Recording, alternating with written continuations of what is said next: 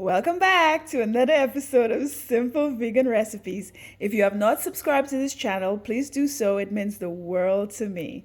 So I'm going to do a chickpea salad. I'm going to boil this chickpea pasta.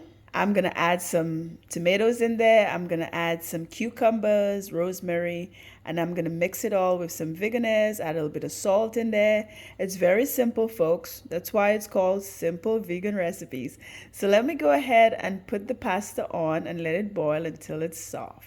Okay, so my chickpea pasta is boiling. I'm going to give it like 8 minutes and then I'm going to let it cool. I'm going to rinse it in some cold water. I'm going to let it cool down and I'm going to mix the tomatoes and the cucumbers and mix it with a little bit of salt and some rosemary and the veganese. Okay, so the pasta is done. Okay, so this is the chickpea pasta. I have added some cucumbers and tomatoes in there. Let me go ahead and add a little dash of rosemary and some seasonings in there. And I'm gonna add the veganese and I'm gonna top it up with some vegan cheese. So let's do that. Okay, so we're all done with the chickpea pasta salad. We have the cucumbers, the tomatoes.